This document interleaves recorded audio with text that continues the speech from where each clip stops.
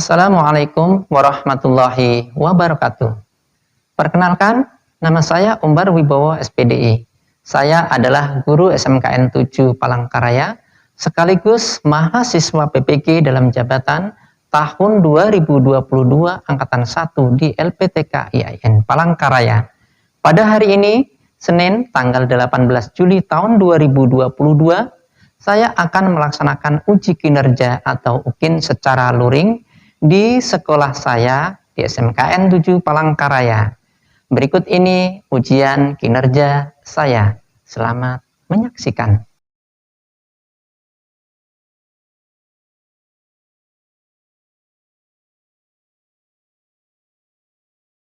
Assalamualaikum warahmatullahi wabarakatuh.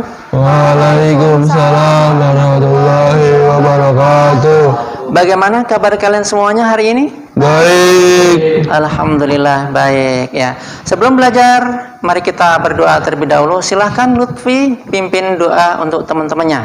Marilah teman-teman kita berdoa bersama. Bismillahirrahmanirrahim.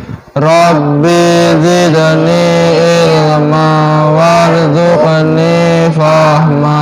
Amin ya rabbal alamin. Kembali Bapak mengingatkan, ya, luruskan meja kursi kalian. Jika ada sampah silahkan dipungut. Ingat ya, lingkungan yang bersih membuat pembelajaran kita akan terasa lebih nyaman. Baik, siapa yang tidak masuk hari ini? Imam Ridho, Pak. Imam Ridho. Kenapa dengan Imam Ridho? Sakit, Pak. Sakit ya. Baik, kita doakan bersama ya. Mudah-mudahan Imam Ridho segera sembuh dan bisa masuk kembali untuk belajar bersama-sama. Amin. Siswa-siswi semuanya, materi yang akan kita pelajari hari ini adalah KD 3.9, menganalisis hikmah ibadah haji, zakat, dan wakaf bagi individu dan masyarakat. Kemudian 4.9, mensimulasikan ibadah haji, zakat, dan wakaf. Untuk tujuan pembelajaran hari ini, yang pertama, setelah melihat tayangan video, membaca materi dan diskusi, peserta didik dapat menjelaskan pengertian wakaf dengan benar. Yang kedua, setelah melihat tayangan PPT, membaca materi dan diskusi, peserta didik dapat mengidentifikasi satu dalil nakli terkait wakaf dengan tepat. Yang ketiga, setelah melihat tayangan video, membaca materi dan diskusi, peserta didik dapat menganalisis rukun wakaf dengan benar. Yang keempat, setelah melihat tayangan video, membaca materi dan diskusi, peserta didik dapat menganalisis syarat-syarat wakaf dengan benar. Yang kelima, setelah melihat tayangan video dan diskusi, peserta didik dapat menganalisis macam-macam wakaf dengan tepat. Yang keenam, setelah membaca tayangan video, membaca buku materi dan diskusi, peserta didik dapat menganalisis hikmah pelaksanaan wakaf dengan percaya diri. Yang ketujuh, setelah melihat tayangan video, membaca materi dan diskusi, peserta didik dapat menganalisis perilaku yang mencerminkan hikmah pelaksanaan wakaf dengan percaya diri. Dan yang terakhir, setelah melihat tayangan video, membaca materi dan diskusi, peserta didik dapat mempraktekkan wakaf dengan benar. Itulah tujuan pembelajaran kita hari ini. Baik, siswa-siswi semuanya, masih ingat materi pembelajaran minggu lalu? Masih, Pak. Ya, silakan. Mempelajari materi tentang zakat. Bagus. Terus selanjutnya apa lagi? Ada 8 orang yang berhak menerima zakat. Baik, 8 orang tersebut siapa-siapa? Fakir, Ya. Miskin. Ibnu Sabil. Baik ya. Bagus sekali. Berarti kalian masih ingat materi pembelajaran minggu lalu. Tepuk tangan buat kalian semuanya. Baik ya, kita bisa lanjut ke tema berikutnya untuk hari ini. Sebelum kita melanjut, kita lihat tayangan video berikut ini. Assalamualaikum warahmatullahi wabarakatuh. Materi pembelajaran pendidikan agama Islam dan budi pekerti kelas 10, pengelolaan wakaf untuk kemaslahatan umat. Contoh teladan tentang wakaf dari sahabat Nabi Utsman bin Affan yang masih ada sampai sekarang, diantaranya adalah Sumur Romah, kebun kurma, hingga hotel. Ternyata di balik sumur ini tersimpan kisah menarik seputar kedermawanan sahabat Rasulullah Shallallahu Alaihi Wasallam, Khalifah Utsman bin Affan. Sumur Raumah merupakan salah satu peninggalan sejarah pada masa Khalifah Utsman bin Affan. Sumber air ini berada tepat di sebelah Masjid Qiblatain Madinah, Arab Saudi. Diceritakan bahwa kala itu Madinah sedang dalam kondisi paceklik. Masyarakatnya sulit mendapatkan air bersih, baik untuk minum maupun untuk berwudu. Keadaan ini tentu saja sangat menyulitkan kaum muhajirin, lantaran mereka terbiasa hidup dengan air zam-zam melimpah di kota Mekah. Salah satunya sumber air yang bisa diandalkan saat itu adalah sumur Raumah. Kondisi ini dimanfaatkan oleh si pemilik sumur untuk memperjualbelikan air miliknya. Masyarakat Madinah diwajibkan membeli dan antri untuk mendapatkan air dari sumur Raumah. Mendengar hal itu, sahabat Nabi yang dermawan, yaitu Khalifah Utsman bin Affan, berusaha membebaskan sumur tersebut dari pemiliknya. Beliau mendatangi rumah pemilik sumur dan menawarnya dengan harga yang tinggi. Namun sang pemilik tak ingin menjual sumurnya. Utsman tetap berteguh hati dan kembali menawar sumur itu dengan harga yang lebih tinggi. Hingga akhirnya Utsman menawarkan jalan keluar kepada pemilik sumur dengan cara membeli setengah dari sumur itu. Mendengar tawaran itu, pemilik Yahudi langsung menerimanya dengan anggapan dirinya akan mendapat untung 2 kali lipat. Kesepakatan tersebut dilakukan dengan aturan kepemilikan sumur secara bergantian. 1 hari dimiliki Utsman dan 1 hari dimiliki orang Yahudi. Saat tiba gilirannya, Utsman meminta kepada seluruh penduduk Madinah untuk mengambil air secara gratis dari sumur dan mengambilnya dengan ukuran yang cukup banyak agar cukup untuk persediaan 2 hari. Karena keesokan harinya sumur tersebut akan berganti pemiliknya. Esok harinya sumur tersebut sepi tanpa pembeli karena penduduk masih memiliki cadangan air. Akibatnya kondisi ini, si Yahudi pemilik sumur mendatangi Utsman dan memintanya untuk membeli separuh lagi sumur miliknya. Akhirnya dibelilah separuh sumur tersebut dengan harga yang sama pada saat pembelian pertama, yakni 20.000 dirham saat itu. Sumur Raumah pun menjadi milik Khalifah Utsman bin Affan sepenuhnya. Setelah itu, beliau mewakafkan sumur Raumah untuk kepentingan para penduduk. Siapapun diperbolehkan mengambil air dari sumur itu, termasuk pemilik lamanya, si orang Yahudi. Seiring berjalannya waktu, area di sekitar sumur banyak ditumbuhi pohon kurma yang terus bertambah jumlahnya. Saat ini diperkirakan ada sekitar 1.550 pohon kurma di sana. Pohon-pohon kurma ini dikelola oleh Departemen Pertanian Arab Saudi. Kurma-kurma yang dihasilkan oleh Departemen Pertanian ke pasar-pasar, dan setengah hasil penjualan kurma diberikan kepada anak-anak yatim dan fakir miskin. Uniknya, setengah pendapatan lagi disimpan oleh pemerintah Arab Saudi pada salah satu bank dengan rekening atas nama Utsman bin Affan di bawah pengawasan Departemen Pertanian. Kabarnya, uang simpanan di rekening tersebut telah digunakan untuk membeli sebidang tanah dan membangun hotel berbintang 5 yang cukup besar di salah satu kawasan strategis dekat Masjid Nabawi. Kini, hotel tersebut sudah dalam tahap penyelesaian dan akan segera disewakan. Diperkirakan omsetnya bakal mencapai 50 juta rial per tahun. Untuk mengenang kedermawanan sang khalifah, hotel ini pun diberi nama Hotel Utsman bin Affan. Kini, Hotel Utsman bin Affan menjadi bintang 5. dibangun dengan tabungan Utsman bin Affan yang telah berusia lebih dari 1000 tahun.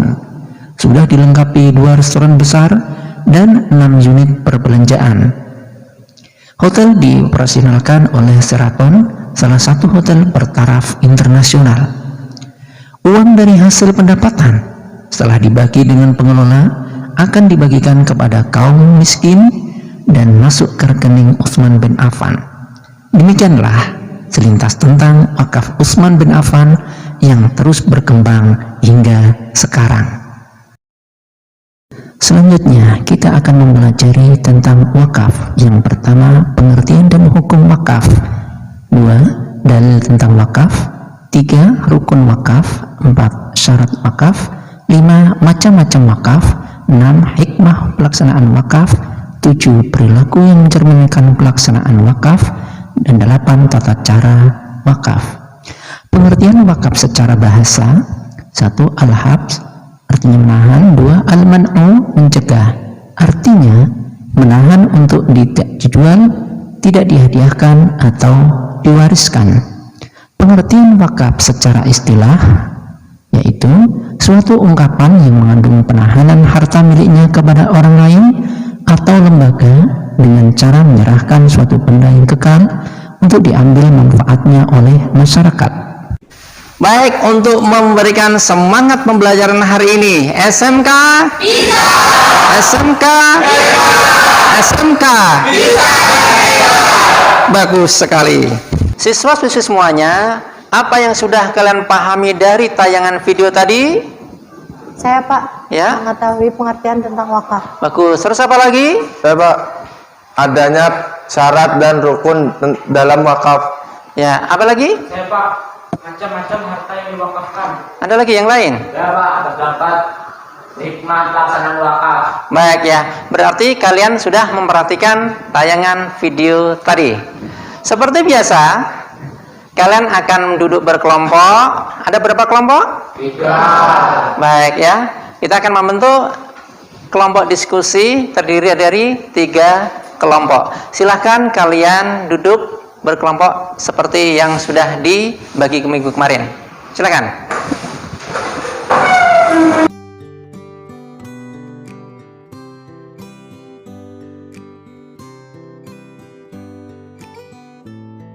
Baik ya, kalian sudah terbagi menjadi 3 kelompok. Perhatikan untuk masing-masing kelompok ada beberapa permasalahan yang harus kalian diskusikan dengan kelompok kalian masing-masing. Untuk kelompok 1 menjelaskan pengertian wakaf, mengidentifikasi satu dalil nakli terkait wakaf, menganalisis rukun wakaf, menganalisis syarat-syarat wakaf.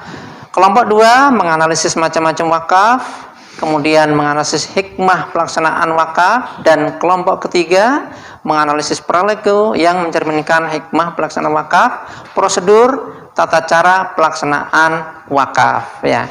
Nah, untuk menyelesaikan permasalahan tadi, silahkan kalian berdiskusi dengan kelompok kalian, baca buku literatur yang ada, termasuk handphone kalian yang kalian miliki, cari informasinya.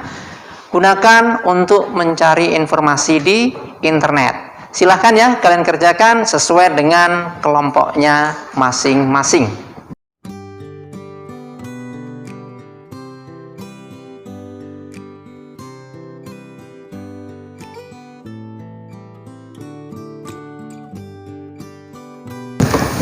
Baik, sampai di mana pekerjaannya? Mencari beberapa pengertian tentang wakaf, Pak. Ya, terus ada lagi? Mencari dasar hukum wakaf.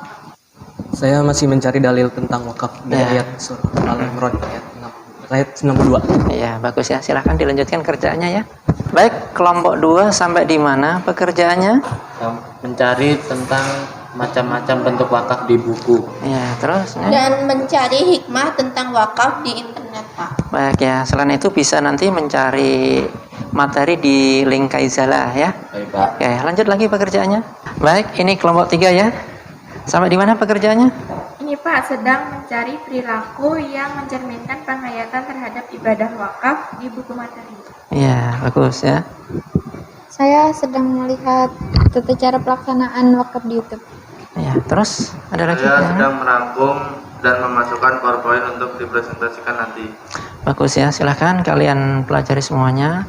Di materi video tadi juga ada tata cara pelaksanaan wakaf. Ya, silahkan dilanjut pekerjaannya. Baik, Pak. Baik siswa-siswi semuanya, sekarang waktunya untuk mempresentasikan hasil diskusi kalian.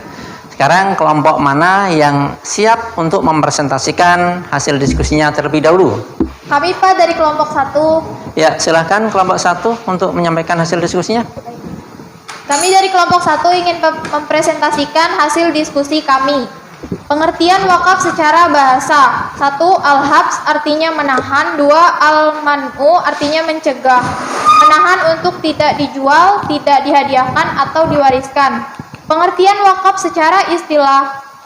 Suatu ungkapan yang mengandung penahanan harta miliknya kepada orang lain atau lembaga yang cara menyerahkan suatu benda yang kekal untuk diambil manfaatnya oleh masyarakat. Hukum wakaf. Hukum wakaf adalah sunnah. Wakaf sebagai amaliyah sunnah yang sangat besar manfaatnya bagi wakif, yaitu sebagai sedekah jariyah. Dalil wakaf Quran surah Al-Imran ayat 92. Lan tanalul birra hatta tunfiqu mimma tuhibbun wa ma tunfiqu min syai'in fa innallaha bihi alim. Yang artinya, kamu tidak akan memperoleh kebaikan sebelum kamu menginfakkan sebagian harta yang kamu cintai, dan apapun yang kamu infakkan tentang hal itu, sungguh Allah Subhanahu wa taala Maha mengetahui. Quran surah Al-Imran ayat 92. Rukun wakaf. Rukun wakaf adalah tata cara menjalankan wakaf secara berurutan. Bila terdapat salah satu yang tidak dilaksanakan, maka pelaksanaan wakaf tidak sah. Yang pertama, pemberi wakaf. Yang kedua, wakaf diterima oleh penerima. Yang ketiga, harta yang diwakafkan berwujud nyata. Yang keempat, wakif mengikrarkan akad secara jelas dan lengkap. Yang kelima, harta wakaf mutlak menjadi milik masyarakat umum. Syarat wakaf. Syarat wakaf adalah hal-hal yang dipenuhi sebelum melakukan wakaf. Yang pertama, al-wakif, yaitu orang yang berwakaf. Yang kedua, al-mauquf, yaitu benda yang diwakafkan. Yang ketiga, al-mauquf alaih atau nazhir, adalah orang yang menerima manfaat wakaf baik perorangan maupun sekelompok dan memelihara barang wakaf. Yang keempat, sigot, yaitu lafaz atau ikrar wakaf.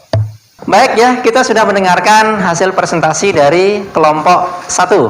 Sekarang kelompok mana yang ingin menanggapi dari kelompok 1 tersebut? Saya Pak dari kelompok 2. Ya, silakan kelompok 2 untuk menanggapinya. Kalau zakat hukumnya wajib bagi yang mampu, bagaimana hukumnya wakaf? Baik ya, bagus sekali pertanyaan. Silakan dari kelompok 1 untuk menjawab. Baik, wakaf hukumnya sunnah. Wakaf sebagai amaliyah sunnah yang sangat besar manfaatnya bagi wakif, yaitu sebagai sedekah jariyah yang tidak akan pernah putus pahalanya selama harta benda yang diwakafkan itu masih dimanfaatkan oleh masyarakat umum. Sebagaimana hadis Nabi, apabila manusia telah meninggal dunia, maka putuslah semua amalnya, kecuali 3 perkara, yaitu sedekah jariyah, ilmu yang bermanfaat, dan doa anak soleh. Baik ya, bagaimana dengan kelompok 2? Baik, sudah jelas Pak. Baik, tepuk tangan untuk kelompok 1. Baik ya, kita lanjut. Kelompok berapa yang akan melanjutkan presentasinya? Kami Pak dari kelompok 2. Ya, silahkan kelompok 2 untuk mempresentasikan hasil diskusinya. Di sini kami di kelompok 2 ingin mempresentasikan hasil diskusi kami, yaitu macam-macam wakaf. A. Wakaf ahli atau zuri. Wakaf ahli merupakan wakaf yang ditunjukkan kepada orang-orang tertentu saja, baik seseorang atau lebih dari satu, baik keluarga maupun bukan keluarga wakif. B. Wakaf umum atau khairi. Wakaf umum ialah wakaf yang sudah sejak semula ditunjukkan untuk kepentingan agama atau keselamatan umum, tidak dikhususkan untuk orang-orang tertentu saja, seperti mewakafkan tanah untuk masjid, sekolah, dan lain sebagainya. Yang kedua, hikmah pelaksanaan wakaf. A. sebagai ungkapan syukur karena limpahan karunia yang diberikan Allah Subhanahu wa taala, sehingga hidupnya tidak mengalami kesulitan. B. Terhindar dari cinta terhadap dunia secara berlebihan dan akhlakul majmumah, diantaranya bahlil dan tamak. C. Seseorang yang memberikan wakaf dan memperoleh pahala yang terus-menerus walaupun ia telah meninggal dunia, selama harta yang diwakafkan memberikan manfaat kepada masyarakat umum. D. Dapat mengentaskan kemiskinan karena dapat menciptakan peluang kerja pada lembaga-lembaga yang didirikan dari dana wakaf. E. Mengurangi keterbelakangan dan kebodohan karena wakaf dapat digunakan mendirikan sekolah-sekolah gratis dan sarana yang lengkap untuk memberikan beasiswa untuk melanjutkan pendidikan pada jenjang yang lebih tinggi kepada mereka yang mengalami kesulitan biaya terkait dana pendidikan. F. Mempersempit kesenjangan sosial antara yang memiliki dan yang tidak dengan meratakan kesejahteraan pada kaum duafa. G.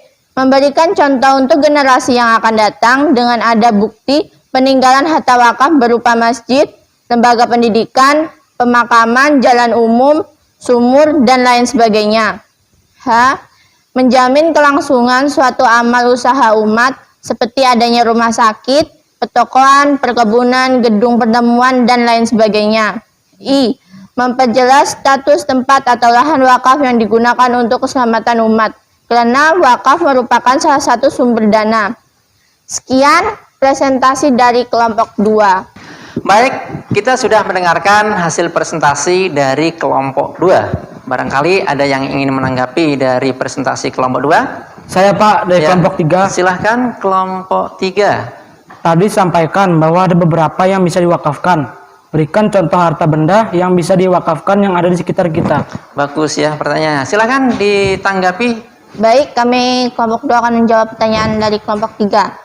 Harta benda yang bisa diwakafkan diantaranya adalah kitab suci Al-Quran atau kitab-kitab karangan para ulama, kendaraan mobil untuk operasional di pesantren, panti asuhan, ambulan, tanah untuk sekolah, masjid, pesantren, rumah sakit, dan lain-lain. Ya, bagaimana dengan kelompok 3? Siap, sudah jelas Pak. Ya, sekarang tepuk tangan untuk kelompok 2. Baik, sekarang kita lanjut ke kelompok 3 untuk mempresentasikan hasil diskusinya. Silahkan kelompok 3 untuk mempresentasikan. Baik, kami dari kelompok 3 akan menyampaikan hasil diskusi kami. Perilaku yang mencerminkan pelaksanaan wakaf. A. Berupaya untuk selalu melaksanakan ajaran syariat Islam dari berbagai aspek. Salah satunya adalah aspek pemberdayaan umat melalui wakaf. B. Bersungguh-sungguh dalam menggeluti profesi masing-masing sehingga memperoleh hasil yang diinginkan. Salah satunya adalah dalam bentuk materi. Dengan demikian kesempatan untuk melakukan wakaf lebih besar. C. Perlunya sikap profesional dan manajemen yang terbuka dengan prinsip transparansi dan akuntabel terhadap sumber-sumber dana umat sehingga pengelolaan wakaf mampu berkembang dengan baik dan produktif. D. Terhindar dari sikap malas, masa bodoh, pesimis, tidak peduli. Sikap yang demikian akan melahirkan generasi yang hanya menjadi benalu atau menjadi beban orang lain. Tata cara wakaf. A. Calon wakif menghadap nazir di hadapan pejabat pembuat akta ikrar wakaf PPAIW. Pejabat ini adalah kepala kantor urusan agama KUA setempat. B. Ikrar wakaf sebanyak 2 orang saksi dan bentuk ikrarnya tertulis. C. Status tanah wakaf dalam keadaan tuntas, bebas dari ikatan atau sengketa yang dibuktikan dengan sertifikat atau pengganti yang sah yang berupa surat keterangan kepala desa yang dikuatkan oleh camat tentang kepemilikan tanah dan surat izin dari wali kota atau bupati. Dalam hal ini diwakili kepala subdit pertanahan. Sekian hasil presentasi dari kelompok 3. Baik, kelompok 3 sudah mempresentasikan hasil diskusinya.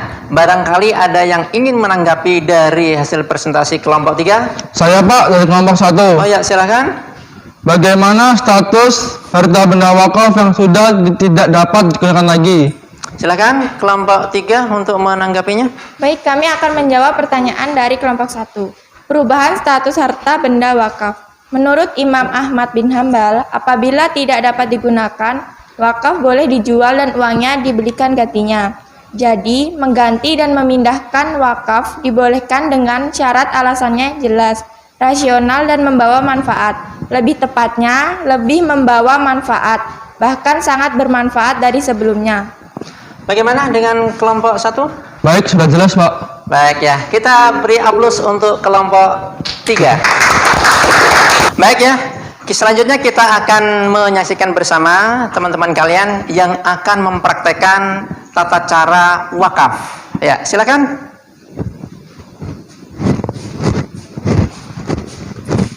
Assalamualaikum. Waalaikumsalam. Baik, ada yang bisa dibantu, Pak? Saya ingin mewakafkan sebidang tanah untuk pembangunan masjid. Baik, saya isi dulu datanya. Baik, silakan Bapak berikrar terlebih dahulu. Sesuai data yang ada. Ikrar wakaf. Bismillahirrahmanirrahim. Yang bertanda tangan di bawah ini, saya, Aidi Rahman. Tempat tanggal lahir, Pulang Pisau, 16 Juni 1992. Agama Islam, pekerjaan polisi. Kewarganegaraan Indonesia, tempat tinggal Kalampangan. Bertindak untuk dan atas nama Haji Sukiran pada hari ini, Senin tanggal 17 Juli 2022. Dengan ini, mewakafkan sebidang tanah hak milik saya dengan ukuran tanah panjang 100 meter, lebar 50 meter, luas 1.500 meter. Terletak di Desa Kalampangan, Kecamatan Sabangau, Kota Palangkaraya, Provinsi Kalimantan Tengah. Dengan batas-batas sebelah timur Jalan Raya, sebelah barat tanah milik Ahmad, sebelah utara tanah milik Ridwan, sebelah selatan tanah milik Tony. Untuk keperluan pembangunan masjid, wakaf tanah tersebut diurus oleh nazir yang diwakili oleh Revi Nadia Pitaloka. Tempat dan tanggal lahir Kalampangan 21 Juni 1994. Agama Islam. Pekerjaan ASN pegawai negeri. Jabatan dalam Nasir bendahara. Kewarganegaraan Indonesia. Tempat tinggal Kalampangan. Baik, silakan tanda tangan di sini terlebih dahulu, Pak.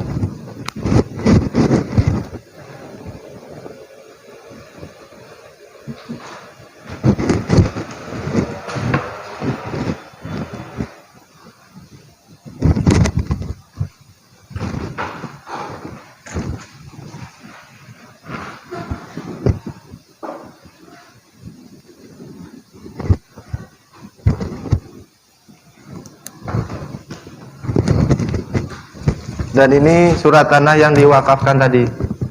Baik, terima kasih. Kalau begitu kami pamit undur diri dulu. Ya. Assalamualaikum. Waalaikumsalam.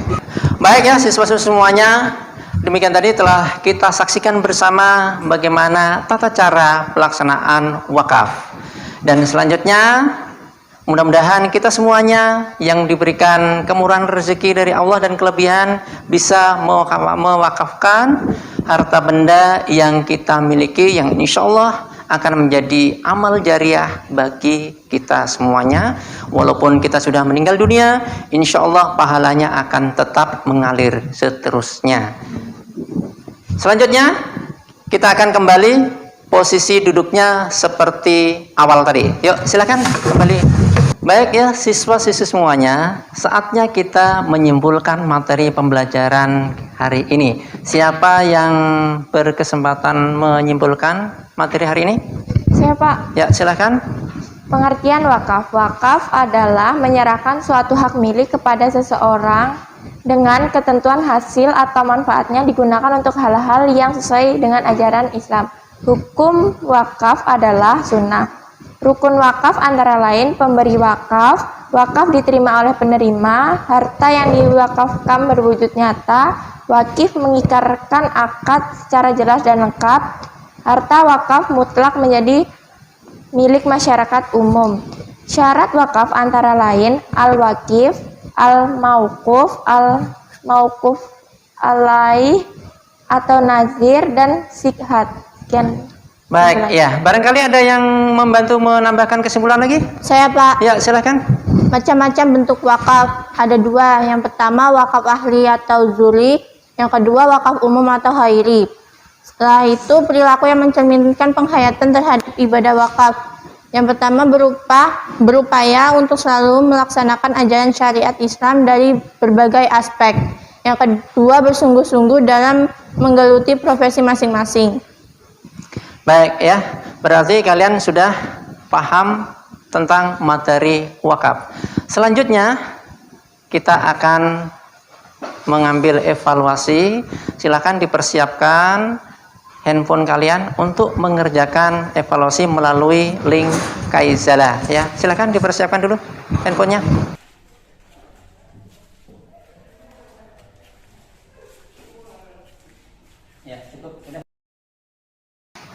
Baik, siswa-siswa semuanya, dari hasil evaluasi melalui link Kaizala, rata-rata nilainya sudah bagus. Bahkan ada yang mendapatkan nilai 100, ada 4 orang ini. Yang lainnya 90 dan 80. Berarti pemahaman materi tentang wakaf sudah bagus. Selanjutnya, nah materi tentang wakaf ini kita perdalam lagi di rumah, dan minggu depan sambil diingat-ingat kita akan belajar mengenai sumber hukum Islam. Silahkan nanti dipelajari di rumah. Baik, bagaimana perasaan kalian dalam pembelajaran hari ini? Alhamdulillah ya. Baik, siswa-siswa semuanya, pembelajaran hari ini cukup di sini dulu, dan insya Allah kita akan berlanjut ke minggu depan. Sebelum kita akhiri, silahkan Lutfi dipimpin doanya bersama-sama dulu. Nah, teman-teman, kita mengucapkan hamdalah. Alhamdulillahirrahmanirrahim. Baik ya, sampai di sini dulu. Kurang lebihnya mohon maaf. Billahi taufiq wal hidayah. Wassalamualaikum warahmatullahi wabarakatuh.